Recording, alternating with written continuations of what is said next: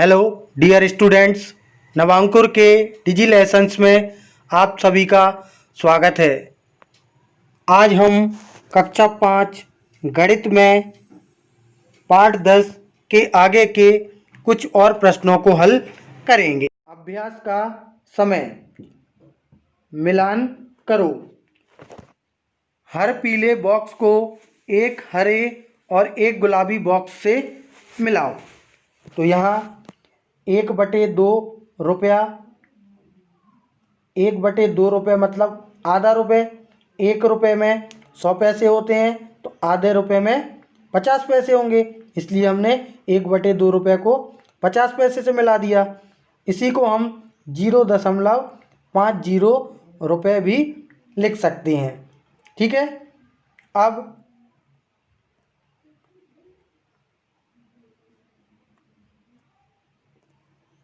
1/10 रुपया, इसको हम 10 पैसे से मिला देंगे, क्योंकि 1/10 रुपया मतलब 10 पैसे।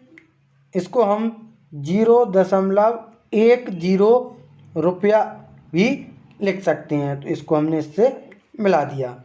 अब 5/100 रुपया मतलब 100 रुपये का 5वां हिस्सा। तो 100 रुपये मतलब 5/100 रुपये मतलब 1 रुपये का 5वां हिस्सा। 1 रुपये में कुल 100 पैसे होते हैं, तो 100 पैसे में से 5 पैसे लिए गए हैं, तो 5/100 रुपये का मतलब हो जाएगा 5 पैसे।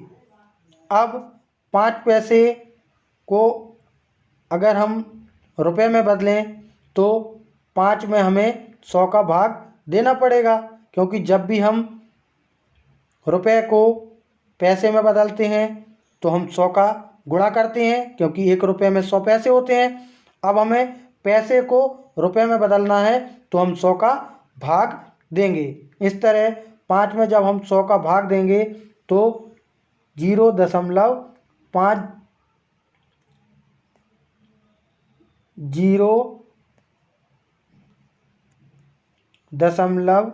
0.05 रुपये आएगा। ठीक है। 3/4 रुपया, तो 3/4 रुपये का मतलब है 75 पैसे, क्योंकि रुपये को जब हम पैसे में बदलेंगे तो 3/4 में 100 का क्या करेंगे, गुणा। तो 3 का गुणा जब हम 100 में करेंगे तो 300 आएगा और बटे में 4 आएगा। 300 में जब हम 4 का भाग देंगे तो 75 आएगा, इसलिए 3/4 रुपये मतलब 75 पैसे। इसी को हम 0.75 रुपया भी लिख सकते हैं। एक बार और बता देते हैं, 3/4 रुपये मतलब 75 पैसे, और इसी को अगर हम रुपये में लिखेंगे तो 0.75 रुपया। ठीक है। अब 99 रुपया मतलब 99 पैसे। ठीक है। और इसी को जब हम रुपये में लिखेंगे तो आएगा 0.99 रुपया। ठीक है। अब 1/4 रुपये को जब हम पैसे में बदलेंगे तो 1/4 गुणा 100, 100 का गुणा 1 में करेंगे तो 100 आएगा और बटे में कितना आएगा, 4। 4 का भाग जब हम 100 में देंगे तो 25 पैसे आएगा, मतलब 1/4 रुपये बराबर 25 पैसे। और इसको जब हम रुपये में लिखेंगे तो 0.25 रुपये। ठीक है।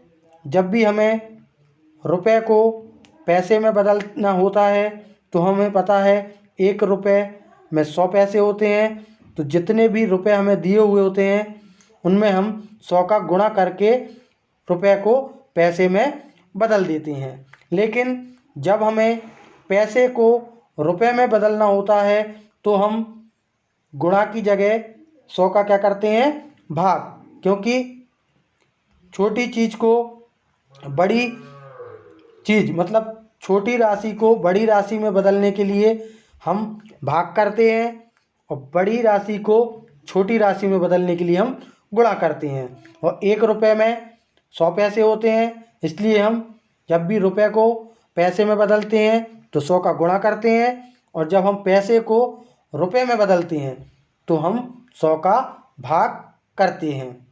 ठीक है।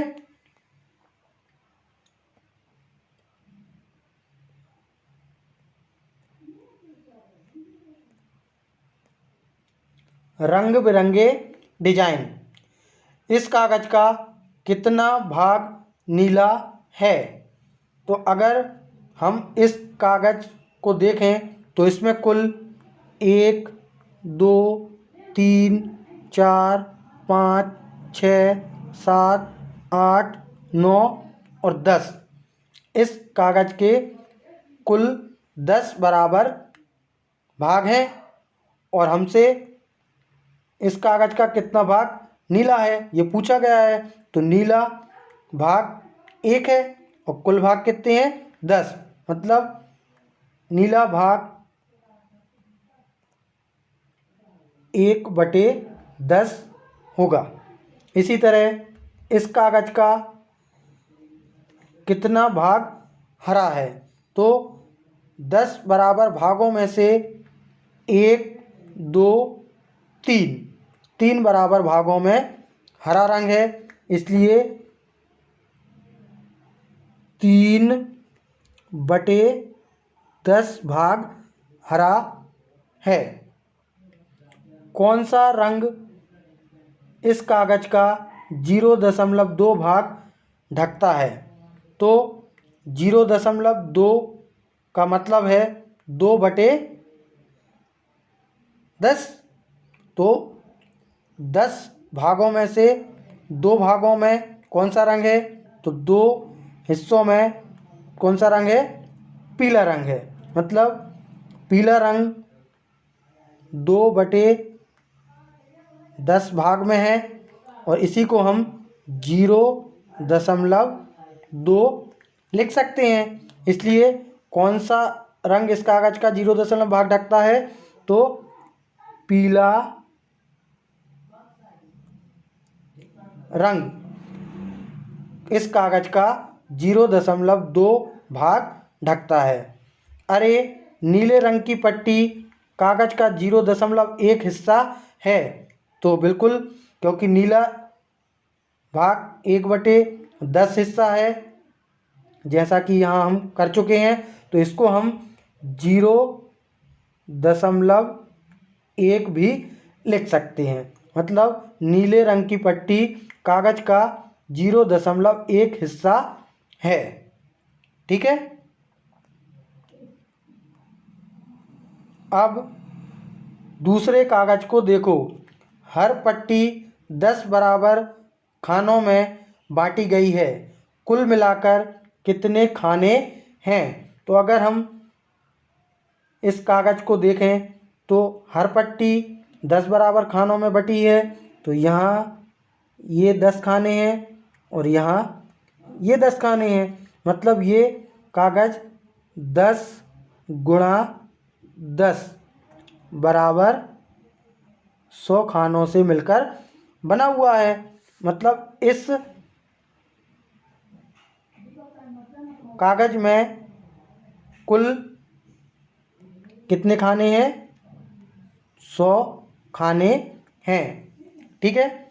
क्या हर खाना कागज का 1/100 भाग है? तो कुल 100 खाने हैं, और एक खाने की अगर हम बात करें तो हर एक खाना कागज का 1/100 भाग होगा। तो यहाँ क्या आएगा? हाँ आ जाएगा। ठीक है। हाँ, हर खाना कागज का 1/100 भाग है, क्योंकि कुल 100 खाने हैं, और एक खाने की जब बात करेंगे तो वो कुल कागज का 1/100 भाग होगा। कितने नीले खाने हैं? तो अगर हम नीले खानों को गिने तो 1 2 3 4 5 6 7 8 9 10। यहाँ कुल कितने खाने हैं? तो कुल नीले खाने कितने हैं? 10 हैं। ठीक है, तो क्या नीला हिस्सा 10/100 है? तो बिल्कुल, क्योंकि यहाँ कुल 100 खाने हैं और उनमें से नीले खाने कितने हैं? 10 हैं, इसलिए नीला हिस्सा 10/100 होगा।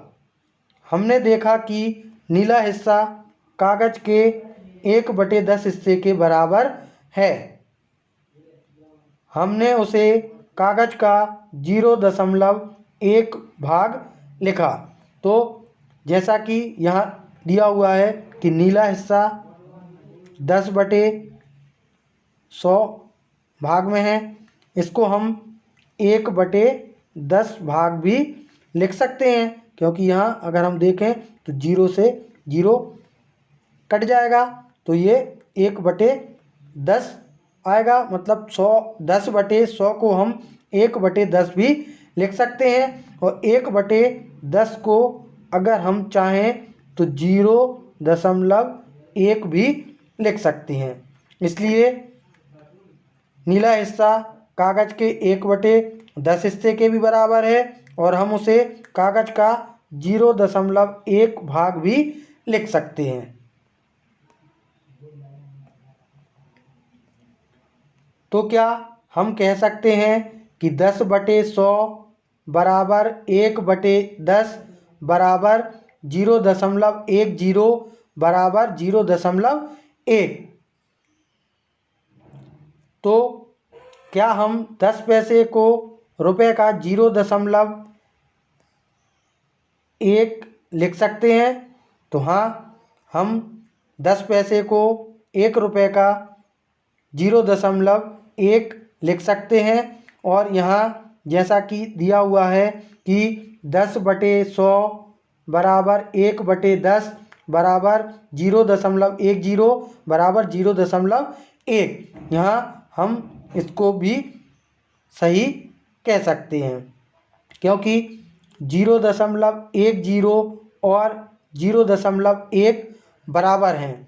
याद रखो कि यह 50 पैसे मतलब 0.50 रुपये और 0.5 रुपये भी बराबर है। मतलब हम 50 पैसे को 0.50 रुपये या 0.5 रुपये भी लिख सकते हैं, दोनों बराबर होते हैं। ठीक है, अब याद है हमने कैसे 99 पैसे को 0.99 रुपये लिखा था। जैसा कि अभी पीछे हमने जोड़ियों में 99 पैसे को 0.99 रुपये लिखा था।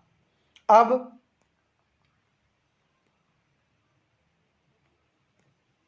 कागज का 3/100 भाग काला है, तो हम कह सकते हैं कि 0.03 भाग काला है, क्योंकि 99/100 को हम 0.99 लिखते हैं, तो 3/100 को हम 0.03 लिखेंगे। ठीक है, इस कागज में सफ़ेद रंग के कितने खाने हैं? तो अगर हम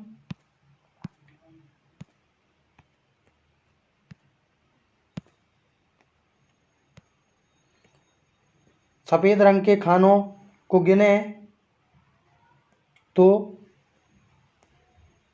1 2 3 4 5 6 7 8 9 10 11 12 13 14 15 16 17 18 19 20 21 22। यहाँ सफ़ेद रंग के कुल 22 खाने बने हुए हैं।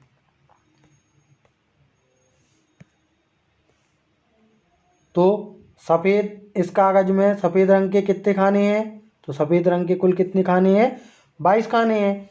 दूसरे कागज़ का कितना हिस्सा सफ़ेद है? तो जैसा कि यहाँ कुल सफ़ेद रंग के 22 खाने हैं, तो दूसरे कागज़ का कितना हिस्सा सफ़ेद होगा? 22/100 हिस्सा दूसरे कागज़ का सफ़ेद होगा। और इसे हम 0.22 भी लिख सकते हैं। अब खेल दिवस। मल्लापुरम के स्कूल का खेल दिवस हुआ। लंबी कूद में पहले 5 बच्चे हैं। तो यहाँ लंबी कूद में जो पहले 5 बच्चे हैं, जैसे कि टीना, मीना, रेहाना, अनु, अमीना। ठीक है। अब टीना ने 3.50 मीटर की कूद लगाई, जो कि 30 मीटर और 50 सेंटीमीटर है।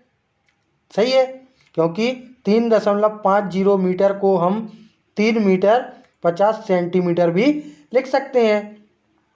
पर अनु कितना लंबा कूदी? तो जैसा कि यहाँ दिया हुआ है, अनु 3 मीटर और 0.5 सेंटीमीटर कूदी।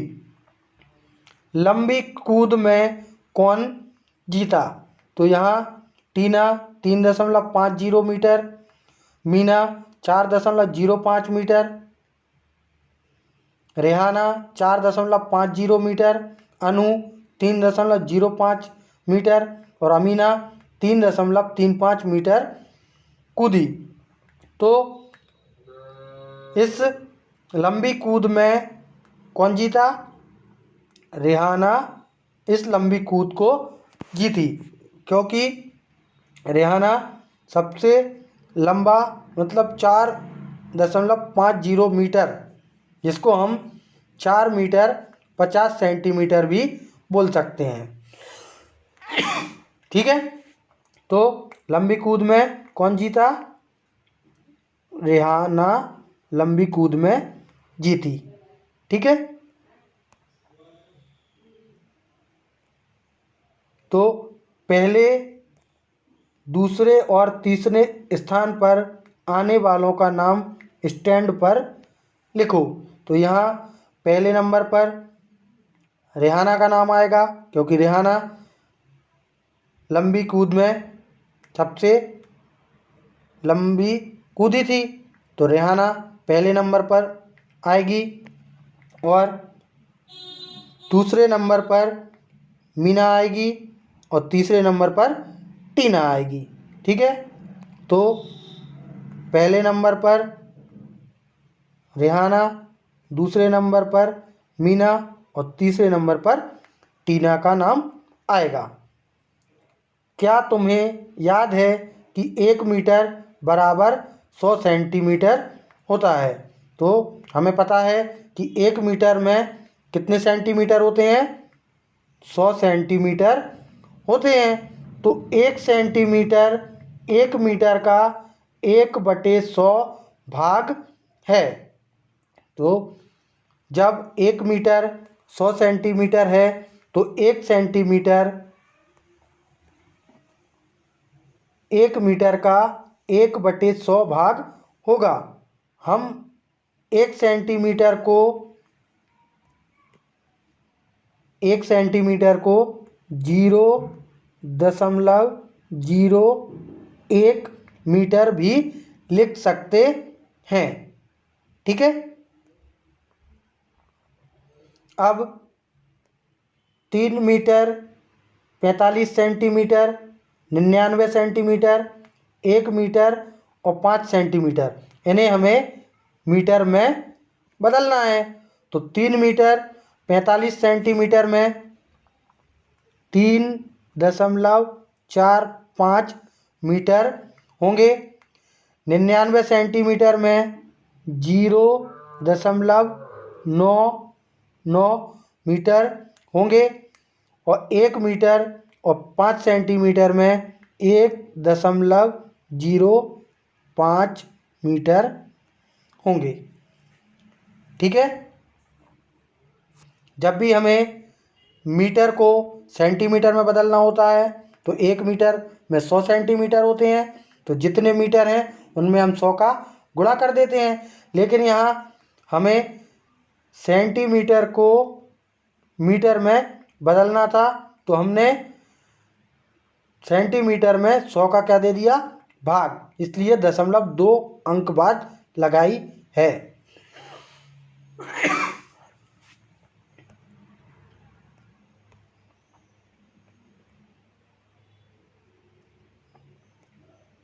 तुम कितने बड़े हो सकते हो?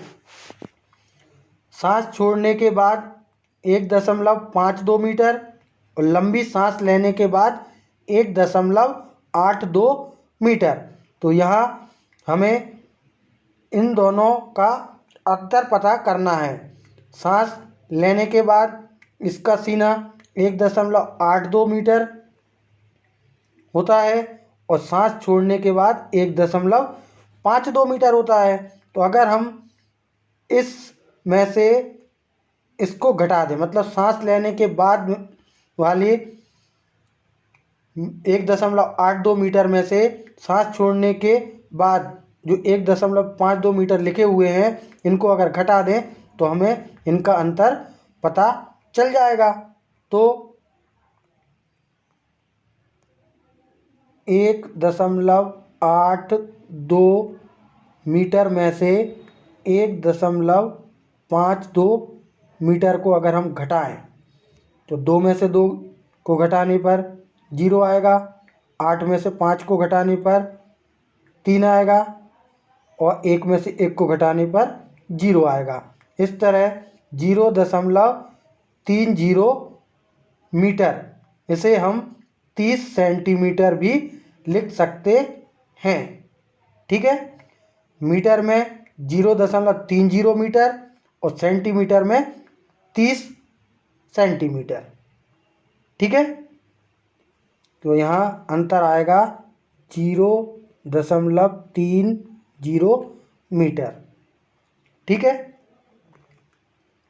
अब अगला क्वेश्चन दिया हुआ है कि 2 मीटर की लंबाई तक पहुँचने के लिए तुम्हें 45 सेंटीमीटर और बढ़ना होगा। तो दिनेश की लंबाई कितने मीटर है? तो अगर 45 सेंटीमीटर और अगर बढ़ता है वो, तो उसकी लंबाई कितनी हो जाएगी? 2 मीटर। तो यहाँ 2 मीटर है और यहाँ 45 सेंटीमीटर है। तो इस 2 मीटर को भी हम सेंटीमीटर में बदलते हैं। तो हमें पता है कि 1 मीटर बराबर 100 सेंटीमीटर, तो 2 मीटर बराबर 200 सेंटीमीटर। ठीक है। अगर वो 45 सेंटीमीटर और बढ़ता है तो वो 2 मीटर मतलब 200 सेंटीमीटर उसकी लंबाई हो जाएगी। तो अभी उसकी लंबाई क्या है ये पता करने के लिए 2 मीटर मतलब 200 सेंटीमीटर में से अगर हम 45 सेंटीमीटर को घटा दें, 200 में से अगर हम 45 को घटा दें तो हमें अभी उसकी लंबाई पता चल जाएगी। तो 0 में से 5 को जब हम घटाएंगे तो 0 में से 5 तो घटेगा नहीं, तो हमें बगल वाले अंक से उधार लेना पड़ेगा। लेकिन बगल वाले अंक में भी 0 है, तो हम उसके बगल वाले अंक से पहले इस 0 को उधार देंगे, तो यहाँ 10 हो जाएगा। और इस 10 में से अगले 0 को जब हम 1 उधार देंगे तो यहाँ 10 हो जाएगा। 10 में से 5 को घटाने पर 5 आएगा, तो हमने 5 लिख दिया। अब यहाँ 10 था लेकिन 1 हमने उधार दे दिया था, इसलिए यहाँ 9 बचेगा। तो 9 में से जब हम 4 को घटाएंगे तो 9 में से 4 घटाने पर भी 5 आएगा। अब 2 में से हमने 1 उधार दे दिया था, तो यहाँ 1 बचेगा और इसके नीचे कोई अंक नहीं है घटाने के लिए, तो 1 का 1 आएगा।